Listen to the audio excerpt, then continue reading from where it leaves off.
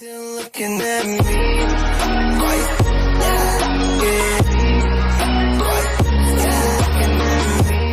What's up, ladies and gentlemen? It's the Multitasker, and welcome back again to another reaction video. Now that I'm relaxed and caught up with SmackDown on DVR, since it was the first night of the draft pick, and it will continue again next Monday.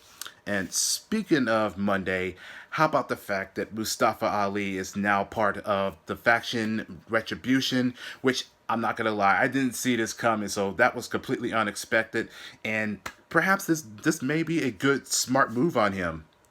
And not to mention that they revealed themselves, so immediately I already recognized their faces, like Mia Yim as the Reckoning, Mercedes Martinez, and the one with the long dreads. I have a suspicion that's Dio Madden, and the tall one. I can't explain myself, but I have a feeling that might be Dominic Djokovic, but then again, I mean, we haven't heard from him ever since he got the beatdown from Karrion Kross. That was it. That's the last time we ever heard from him. But other than that, I got a new request from Shadow, and I am going to be reacting to the title called Revealing Every Retribution Member in WWE.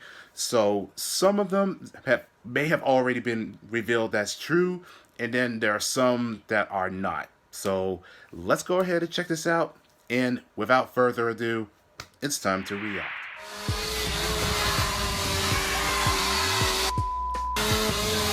You know, using with the chainsaw is less intimidating, but it was pretty the WWE has a potentially powerful program on its hands, as the mysterious Retribution faction has slowly been building up steam on WWE television, wreaking havoc as fans wonder who the men and women are underneath these ski masks.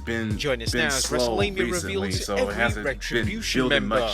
Be sure to subscribe and hit that notification bell for daily wrestling videos, and follow us on Instagram and Facebook for exclusive lists. Now, just before we start revealing suspects, let's remember that it's Vince McMahon who is calling the shots in creative, and that not only is the wrestling card subject to change without notice, so are its storylines. By most accounts, Vinnie Mac concocted the Retribution storyline on a whim. Was he admonishing someone for sneezing when he grabbed a tissue and wrote the idea down? We don't know, but we can be certain Vince may not know who Retribution is, where the faction is going in terms of the storyline, or whether he'll change the membership once they take their masks off. If you've been following the Retribution storyline, you know that the original group looked more like a group of high school freshmen than wrestlers, only to grow in size weeks later. While it's possible the group ingested gross maximum quantities of IcoPro or Hulk Hogan injectable vitamins, it's more likely the WWE just called in whoever they could find while they figured out this idea. In a nutshell, the WWE could know every member of Retribution right now, only to change some or all of them later on. But let's look at some of the prime suspects. As we mentioned, there hasn't been a consistency with Retribution members from week to week, but fans have had some significant clues over the last 2 weeks. Consider the 14th September edition of Raw, which not only featured a large group of Retribution members attacking Keith Lee and Drew McIntyre, but which also featured some of them talking. Waste. Scrap. Byproduct. Fans and wrestling journalists have done their best to figure out who were behind the masks, even decoding audio. Fans have also pointed to the 7th September Raw, where 2 members of Retribution spoke, stating Retribution's motivations for making life miserable for the WWE. The group's goal seems to be exacting payback for the WWE ignoring and underutilizing them. That could actually be half of the main roster. But who could be under those ski masks? Let's look at each one. Number 1.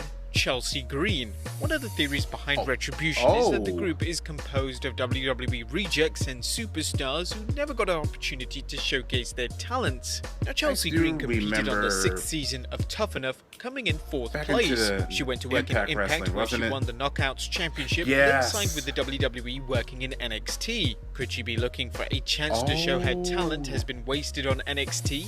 Also consider the 7th August SmackDown, where Retribution took out the SmackDown set. I couldn't fans thought they recognize her. recognized Green's blonde locks underneath a Retribution mask, and while it could have been another blonde brawler, it's something to consider. Chelsea has come up in discussions as to the SmackDown mystery woman, but as we've shown in recent news videos, the consensus is that Carmella is the woman who has been featured in the SmackDown vignettes. If so, this keeps things open for Green operating in Retribution. Number 2, Vanessa Bourne. Like Chelsea Green, Vanessa Bourne was supposedly identified from the 7th August SmackDown, and she too has been rumored to be on her way to the main roster. Bourne has been on NXT since 2016, so it wouldn't be hard to write her in as someone who has grown tired of sitting on the black and gold brand. By most accounts, WWE has wanted to use her on the main roster since the start of this year, but failed to do so. Could Retribution be the way she finally jumps to Raw? Number 3, Tommaso Ciampa. The theory behind Ciampa as a Retribution member stems from his online feud with Randy Orton. We documented the two tumblers' war words on Twitter, and there were wild rumors of Orton going to NXT to feud with Ciampa. Like several of the names on our list, Ciampa is someone who is always being discussed for a main roster call-up, so it makes sense that he could be involved in Retribution. With Randy Orton wrestling Drew McIntyre for the championship at Clash of Champions, a Retribution run-in could be a good way to target Orton and hint at least one Retribution member's identity and motivation. Number 4, Mustafa Ali. If anyone has a legitimate reason for wanting revenge on WWE, it's Mustafa Ali, an extraordinarily talented wrestler whose career has been on hold for over a year. This despite the promise of him being revealed as a SmackDown hacker, a storyline that seemed to have lots of potential as wrestlers' secrets were revealed by hidden camera surveillance. Ali has been vocal in his dissatisfaction at being stuck on the main event, and the WWE could easily incorporate his displeasure into a reason for joining the group. Number 5, the Forgotten Sons. The aptly named Forgotten Sons tag team went from getting a strong push on SmackDown to becoming persona non grata after member Jackson Ryker tweeted his support for President Trump during the George Floyd protests. Adding Jackson Ryker and teammates Steve Cutler and Wesley Blake to Retribution is a long shot, but it would make sense given the team's near exile from SmackDown. Number 6, Dominik Dijakovic. At 6'7", 33-year-old Dominik Dijakovic seems like a surefire star for a promotion where size matters. Despite this, Dijakovic has failed to win any championships on NXT. The main roster move seems like a good way for him to break out of his rut. Add in the fact that fans believe he was the man who cut the Retribution promo on 7th September Raw, and there's a strong possibility that Dominik is involved with Retribution or even leading the group. If nothing else, the WWE Universe seems to want Dijakovic to be in Retribution. Number 7, Mercedes Martinez. There have been a good deal of rumors of Mercedes Martinez making the jump from NXT to the main roster, and she seems like a good fit for the group. Adding to the mystery is that Martinez was reportedly identified in the same voice message made during Raw as Dominik Dijakovic was. Number 8, Mojo Rawley. Mojo Rawley's name has come up as one of Retribution's masked men, but according to Sportskeeda's Tom Colohue, Rawley is being used to confuse fans. Commenting on Retribution's 7 September appearance, he noted, "I believe he was put into that particular segment as a way of throwing people off the scent, as it were. The members of Retribution that I'm aware of, 4 of them were there. Mia Yim, Mercedes Martinez, Dominik Dijakovic, and Dio Madden. For Mojo Rawley, that is the only time he has been under the mask so far. To my knowledge, he was simply told backstage, 'Can you put this on? It'll throw people off.' While his presence may have been a means to confuse fans about Retribution's actual membership, it's also a reminder that the WWE is likely still figuring out who will make up the group. Number 9, Shane Thorne. Shane Thorne had a brief run on Raw during the early days of MVP's bid to build a faction on the Red brand, and while he's returned to NXT, Thorne was identified as one of 5 Retribution members on the 14th September Raw. Number 10, Mia Yim. A strong performance in 2017 and 2018's Mae Young Classic led to Mia Yim being signed by WWE, and she's been working on NXT since 2018, competing for the Women's Championship, participating in the NXT Invasion angle of 2018, and feuding with Dakota Kai. Yim's involvement in the Invasion angle makes it easier to believe that she was indeed part of the Retribution group from the 14th September Raw. Number 11, Dio Madden. Madden's WWE past includes his time as a wrestler as well as his time as an announcer for 205 Live and Raw. While it's unlikely the fans will get reasons for every member of Retribution wanting revenge, evidence could be due to him eating an F5 from Brock Lesnar during his last night on Raw. Number 12, Aleister Black. The biggest reason for Aleister Black being a member of Retribution stems from him accusing Kevin Owens of being a member. One of wrestling's oldest tropes is for someone to accuse another of the very thing that they are doing. With the Dutch Destroyer calling KO out as the man behind Retribution, it's easy to see him being revealed as the group's mastermind. This would be a big step for Black, who has been spinning his wheels for the last 3 months. Number 13, Kevin Owens. Makes sense. Aleister Black pulled out Kevin Owens on Raw Talk, accusing the Red Brand's babyface of being involved in Retribution.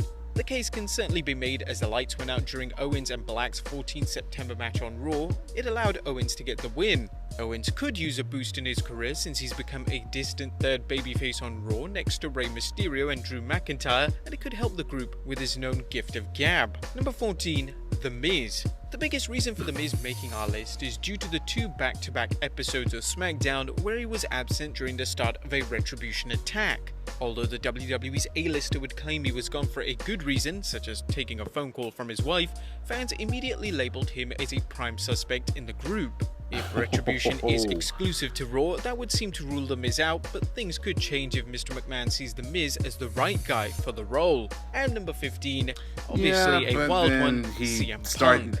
In action, so it's very unlikely that he could CM Punk back to the WWE.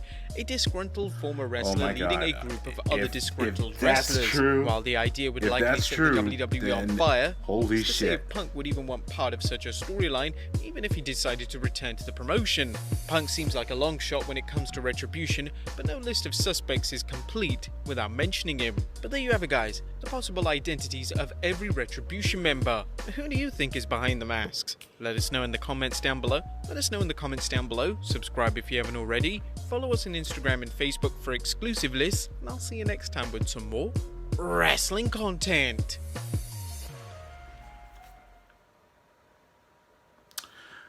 Well. And as I said before, Mercedes has already been revealed. So please, I hope the fact that CM Punk is involved with this, because I think this is gonna rock everybody's world. Dominic Djokovic, it's very likely it has to be him. Shane Thorne, that I could see. Dio, it's pretty obvious. And that's a good question. That is a good question. During the match with Kevin and Aleister Black, the lights did dim it, and there were a lot of people pointing out that Kevin might have been involved with this, or it could have been Aleister is trying to save himself. Definitely, there's something going on, and hopefully the Retribution faction should be able to build up, and hopefully that we will see them next Monday. So hopefully that this will shake things up. But until then, that's pretty much all I can say for this one. But if you guys enjoyed this, and if so, leave a likes and also leave a comments down below, and don't forget to also go to their channel, click subscribe, and give support. And I'll catch y'all in the next video. So peace out, everyone. Good night, and be safe.